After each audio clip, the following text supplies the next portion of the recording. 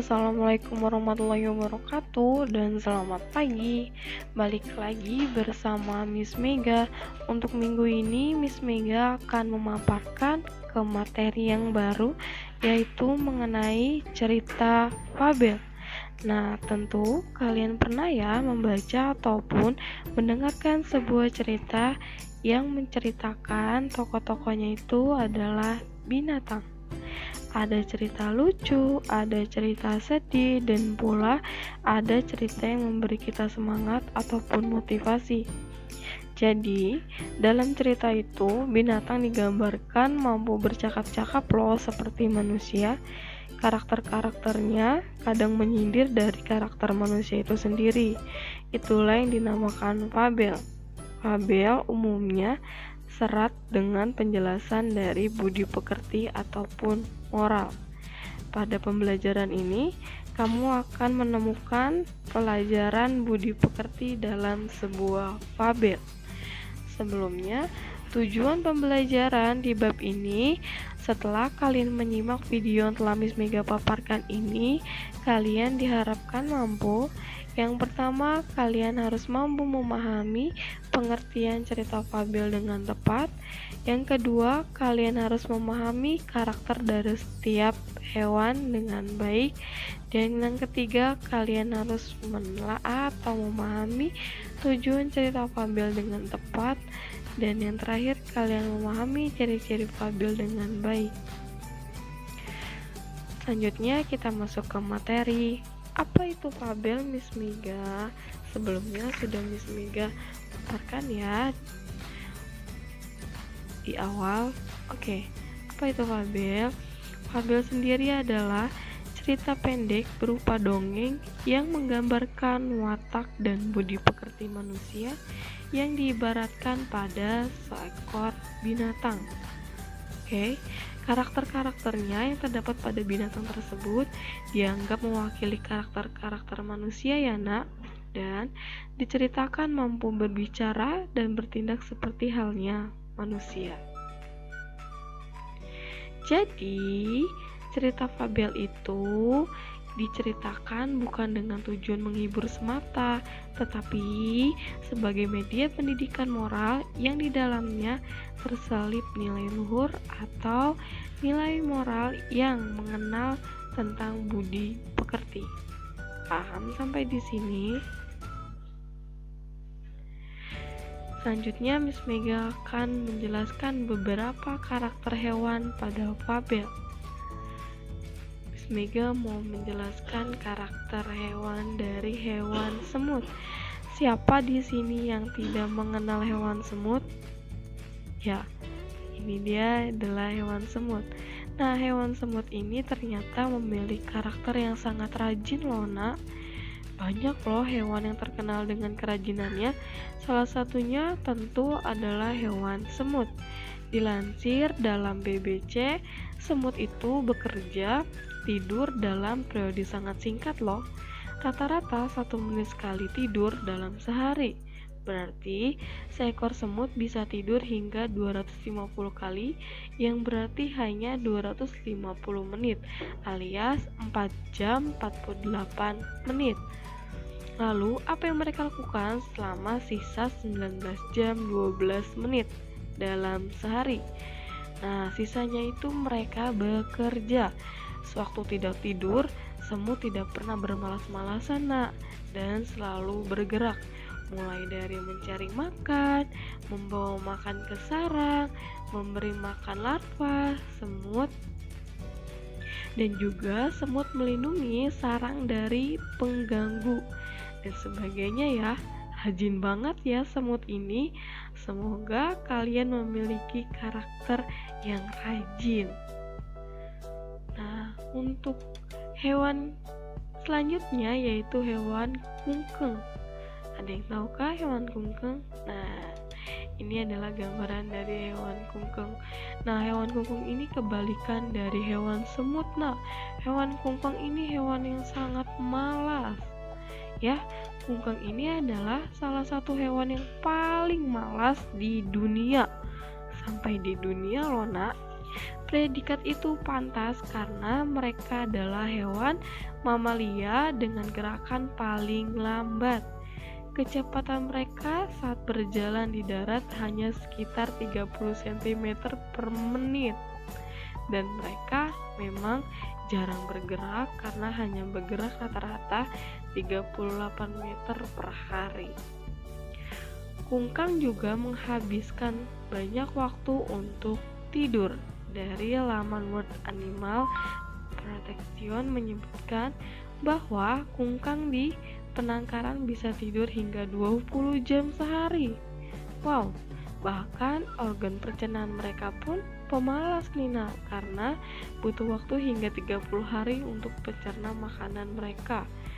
Semoga di antara kalian tidak menjadi orang pemalas ya. Kalau kalian malas berarti kalian seperti hewan kungkeng. Oke? Nah, ini ada beberapa karakter hewan. Oke, kalian bisa lihat ya, ada beberapa hewan pemalas. Nah, Miss Miga ambil 6 hewan dari karakter hewan yang ada. Oke, yang pertama ada harimau, yang kedua ada kapibara, yang ketiga ada kucing, yang keempat ada angsa, yang kelima ada bonobo, yang keenam ada tikus. Nah, dari 6 hewan ini Miss Mega akan kasih tahu nih karakter dari hewannya. Yang pertama harimau. Harimau itu memiliki karakter pemberani. Siapa di sini yang tidak mengenal hewan harimau? Tidak ada ya, kalian pasti tahu hewan harimau. Nah, hewan harimau ini dikarakterkan sebagai hewan pemberani. Sedangkan ada hewan kapibara. Nah, kalau kalian tidak tahu hewan kapibara, kalian bisa searching di Google ya. Nah, hewan kapibara ini adalah hewan yang ramah.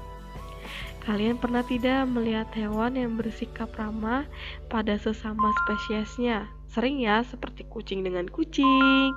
Kalian pasti pernah melihatnya, dia sangat ramah sekali ya sesama spesiesnya, atau kuda dengan kuda gitu. Tetapi untuk kapibara ini adalah hewan yang ramah, namun hewan yang ramah tidak sesama spesiesnya. Oke. Jadi hewan seperti itu adalah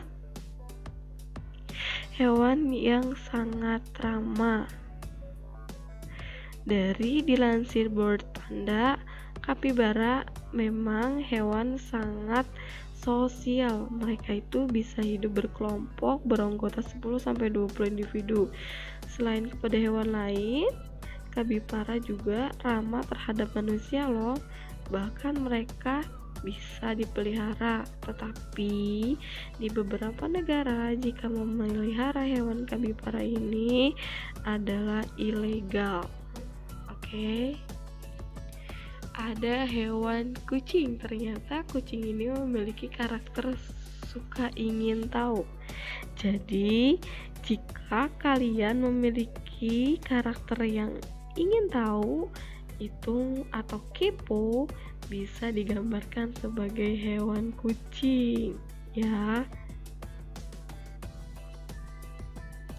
Selanjutnya ada hewan angsa. Angsa itu sangat setia, digambarkan kesetiaan. Jadi kesetiaan juga sifat yang biasa dimiliki manusia maupun hewan ya. Ada beberapa hewan yang terkenal kesetiaannya pada pasangannya. Misalnya saja hewan angsa.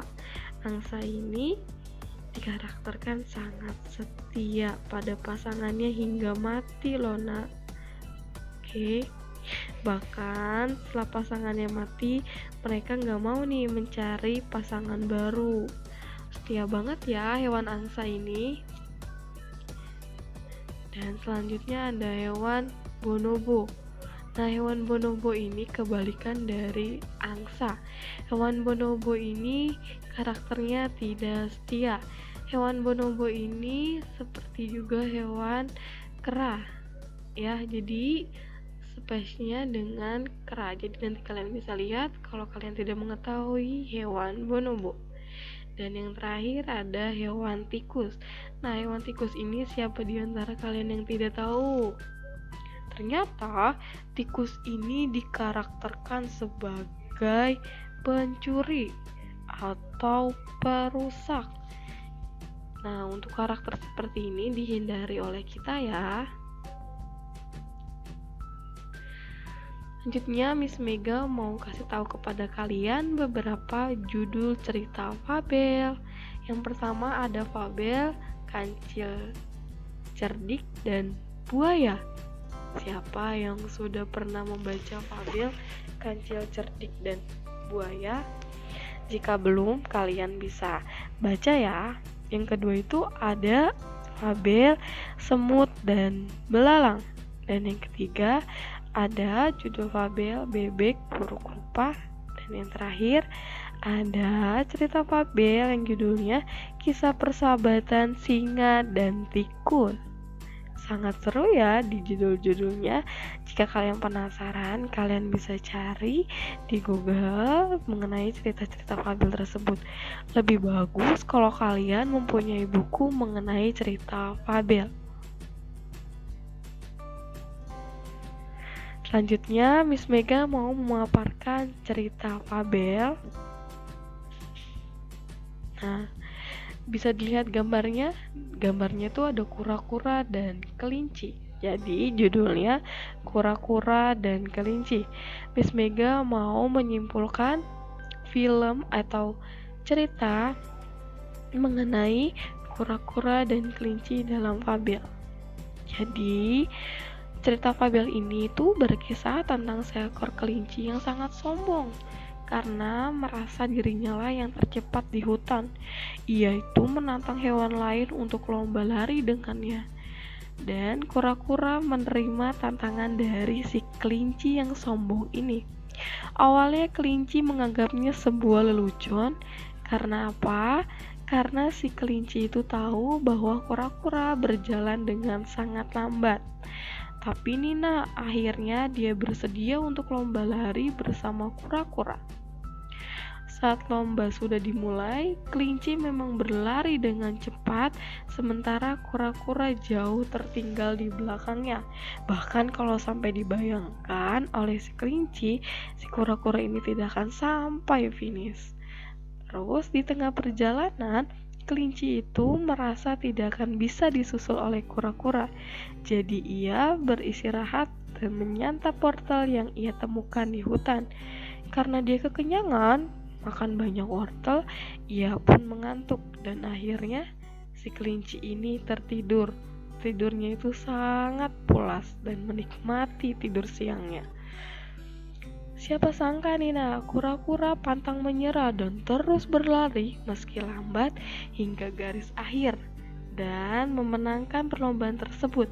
Jadi, yang menang perlombaan larinya adalah si kura-kura yang lelet.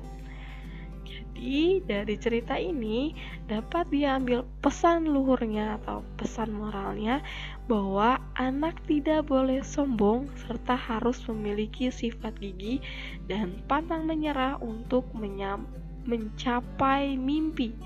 Nah, kita itu tidak boleh sombong, kita itu tidak boleh menyepelekan orang lain karena kesombongan dan kesepelean kita itu merugikan diri kita sendiri.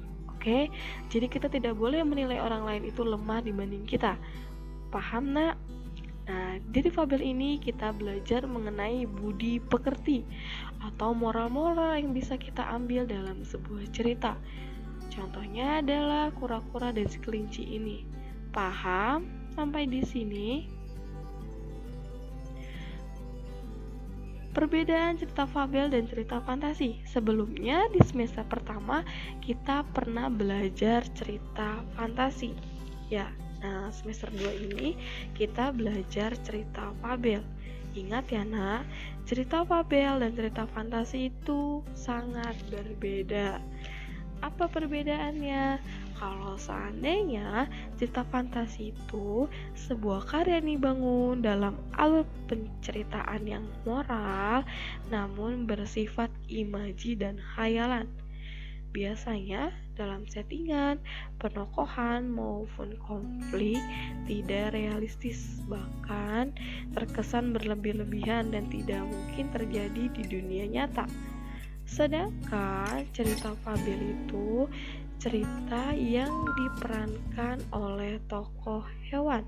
Walaupun sifatnya tetap khayalan atau imaji, tapi untuk fabel ini tokohnya itu diperankan oleh hewan-hewan.